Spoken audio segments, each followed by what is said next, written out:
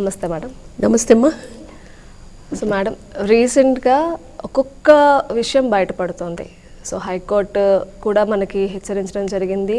అలాగే రీసెంట్గా సుప్రీంకోర్టు కూడా అంటే మహిళల కోసం రక్షణ కోసం ఏదైతే రూపొందించిన చట్టాలు చాలా వరకు దుర్వినియోగం చేస్తున్నారని చెప్పారు.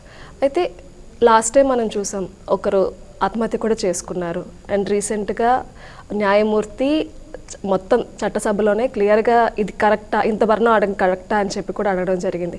సో ఇదంతా ఎందుకు అవుతుంది, ముఖ్యంగా వాళ్ళు చెప్పిన విషయాలు ఏంటి, మీరు ఒకసారి చెప్పండి.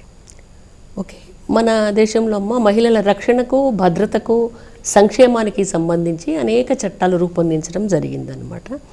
ఒకవేళ గృహ హింసకులోనైతే డొమెస్టిక్ వైలెన్స్ యాక్ట్ ఉన్నది, తర్వాత వరకట్నపు వేధింపులకు, తర్వాత ఇంకా అత్తమామల నుండి హింసకు లోనవుతే 490/80 ఆఫ్ IPC ఉన్నది, section 3 and 4 of dowry prohibition act ఉన్నది, అట్లాగే 506, 509 రకరకాల చట్టాలు ఉన్నాయి, మహిళల పరంగా ఉన్నాయి.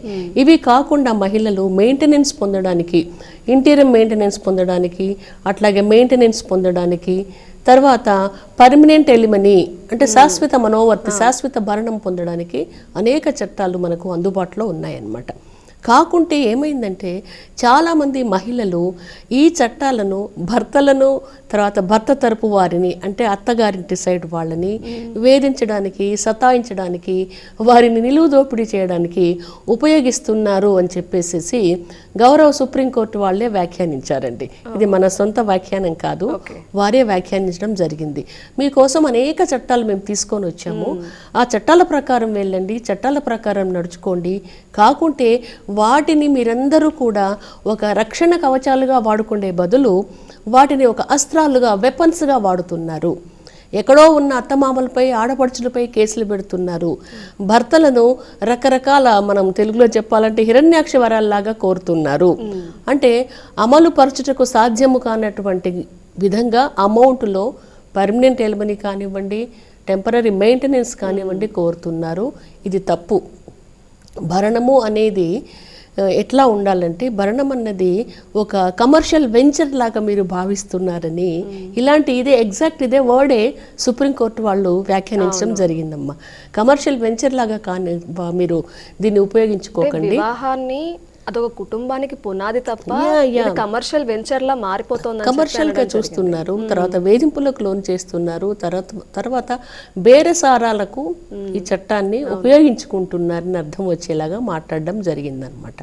అసలు ఏం జరిగిందంటే, ఒక మహిళ శాశ్వత మనోవర్తి కోసమే అప్లై చేసుకున్నారు. పర్మనెంట్ ఎలిమనీ విడాకులు వచ్చిన తర్వాత పర్మనెంట్ ఎలిమనీ కోసం అప్లై చేసుకొని, నా భర్తకు 5,000 కోట్ల ఆస్తి ఉన్నది, నాకు సగం ఇప్పించండి అని అడిగారు. అడిగితే వీళ్ళు ఏమన్నారంటే, 5,000 కోట్ల ఆస్తి ఉన్నదని చెప్పేసి నువ్వు అభియోగాలు మోపుతున్నావు, సగం ఇప్పించడం ఎట్లా కుదురుతుంది అని చెప్పేసి కొన్ని గైడ్ లైన్స్ కూడా ఫ్రేమ్ చేయడం జరిగింది. అంటే దురాశకు లోను కాకుండా, మరీ దోపిడీ చేయకుండా భర్తలను అన్నారనమాట. దీంట్లో ఏం చెప్పారంటే, ఇరువురి ఎడ్యుకేషనల్ క్వాలిఫికేషన్స్ కన్సర్న్ చేయాలి, ఇరువురి ఆర్థిక పరిస్థితులు, సమాజంలో వాళ్ళకు ఉండే స్టేటస్ను కన్సర్న్ చేయాలి, తర్వాత ఇరువురి అవసరాలు ఉంటాయి కదమ్మా, వారికి అప్పులు కానివ్వండి, బాధ్యతలు కానివ్వండి ఉంటాయి, అవి చూడాలి. అట్లా కాకుండా భార్యలు బాగా ఎడ్యుకేటెడ్ అయి ఉండి కావాలని ఉద్యోగం మానేశారా లేదా అన్న విషయాన్ని కూడా గమనించాలి. కొంతమంది ఈ మెయింటెనెన్స్ రావాలని చెప్పేసి హైలీ క్వాలిఫైడ్ గర్ల్స్ కూడా ఉద్యోగం మానేసేసి ఏదో ఆ భర్త పడేసేటటువంటి భరణం తీసుకోవాలని, అది కూడా పెద్ద మొత్తంలో డబ్బులు వసూలు చేయాలని చెప్పేసి కేసుల మీద కేసులు పెడుతున్నారనమాట. కాబట్టి కొన్ని రూల్స్ అండ్ రెగ్యులేషన్స్ ఫాలో అయ్యి వాటిని మనము పరిగణించి అప్పుడు పర్మనెంట్ ఎలిమనీ అనే దాన్ని మంజూరు చేయాలని చెప్పేసి సుప్రీంకోర్టు వాళ్ళు గైడ్లైన్స్ ఇచ్చారు.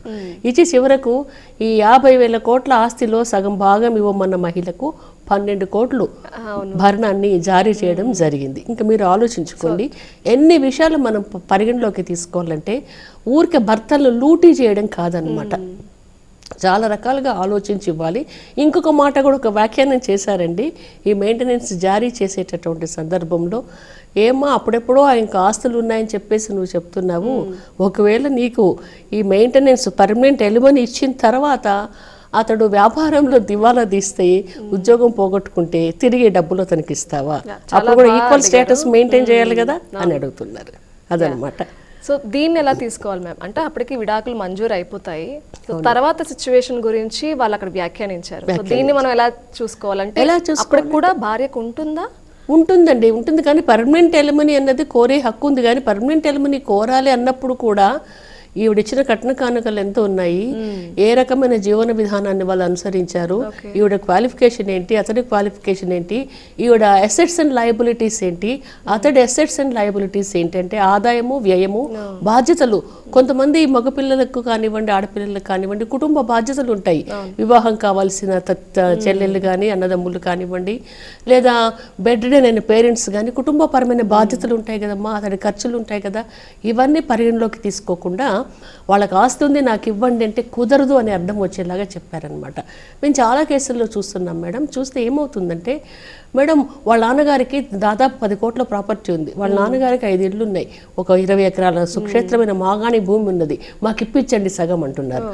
ఆ భర్త నాన్నగారికి ఉంటే నాన్నగారి ఆస్తిలో నీకు ఉండేటటువంటి హక్కు ఏంటో ఆలోచించుకోవాలి. చాలా మంది ఈ రకంగా ఒక రకంగా మిస్అండర్స్టాండ్ చేసుకుంటున్నారమ్మా చట్టాల గురించి.